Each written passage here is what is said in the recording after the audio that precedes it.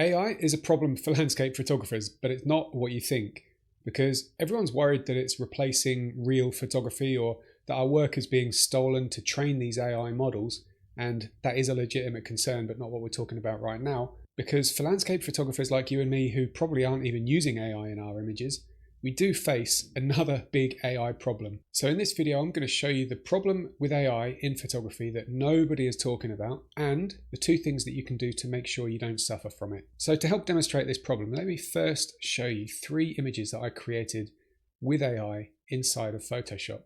So this one here I created with Photoshop's generate image option with the prompt photorealistic wide angle image of Vestrahorn at sunset. So let's look at some of the main characteristics so that we can pick up some patterns between the 3 different images. So the result on the face of it is quite good, but what are some of its kind of signatures? So it's highly saturated, the contrast is really high from front to back, and around the sun is all overexposed, leaving this kind of white area in the sky and reflection. Right, second image, a photorealistic image of a stunning pink sunrise at Mount Cook, New Zealand. Wispy clouds in the sky above the mountain peak catch the pink colours. So I was getting a bit more verbose with this description. But again, a pretty highly saturated image. The brightest parts of the sky is borderline exposed, not quite, but getting there. But the main thing about this AI image is that the shadows have all been over-recovered, meaning that they're way too light in relation to where the sun is for this to actually be a photorealistic rendition. The foreground and mountains should be more silhouetted than this if it were going to be photorealistic. So what this is probably more like HDR realistic. So the third image, the prompt is too long to read out here, but it started again with the key term photorealistic. And AI this time went for a pre-dawn appearance for the sky, and that's fine in itself, this dark sky, but the main problem is that over brightening of the foreground compared to that dark sky. And also the contrast is actually so harsh that the shadows in the foreground here have gone completely black. So these 3 example AI generated landscapes all share a handful of common characteristics. But the question is, why is that? Why is it a problem for you what AI does even if you don't use AI? And what can you do about it? The reason these images all have these issues is that they're all typically mistakes that real photographers make in their editing. So if you go back through my videos on my channel here, I've probably mentioned all of these multiple times when it comes to helping you avoid these mistakes in your own editing.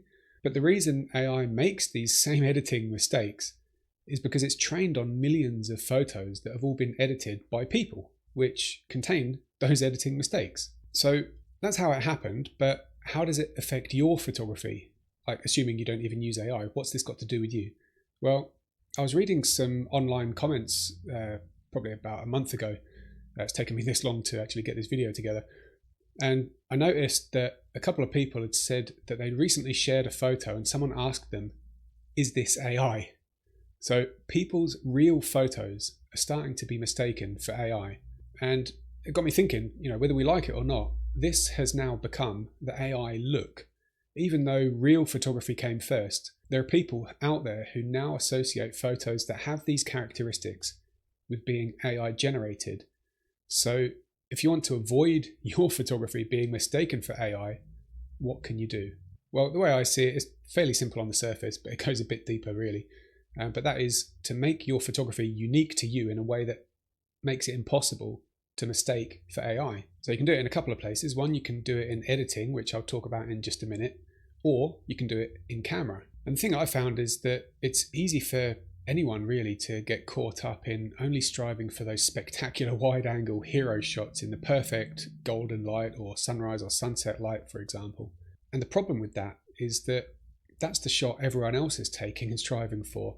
And really, it's getting less and less unique by the day. For your photos to stand out as unique and impossible to mistake for AI, you need to kind of try taking shots that you never normally take. So a couple of months ago, I was running a local Legends photography challenge in my forum, where the goal was to capture amazing shots close to home, even if you live somewhere boring. And for the first assignment, I kind of just put a structure to the process of noticing the compositions that you'd normally walk right past on your way to that epic vista, just to kind of help push people along and really open up their mind to taking these shots they wouldn't normally take. And when I gave the participants this simple process and kind of asked them to just share their 5 favorites, the problem they actually had was sharing only 5, because they came home with way more than that. And it actually surprised me how well this process worked. So I took that one concept, which I call the story bricks method, and I turned it into its own mini course. So if you want to check that out, there's a link in the description or pinned comment below this video.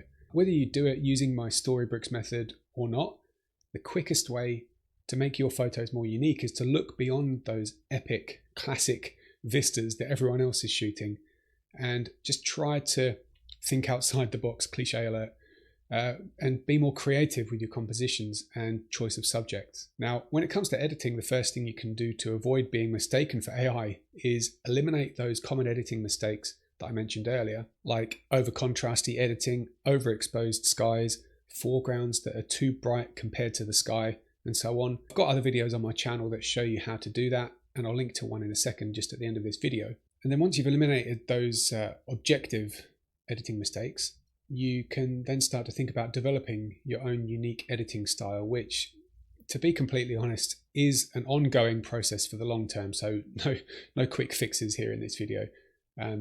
Yeah, there's no way to sugarcoat that fact. It is a long-term thing to develop a personal style, but let me know in the comments if you'd like me to talk more about developing your own unique editing style on the channel, because I've got some exercises that can help. But in the meantime, to see how to fix 5 of the biggest editing mistakes that self-taught photographers tend to make, watch this next video.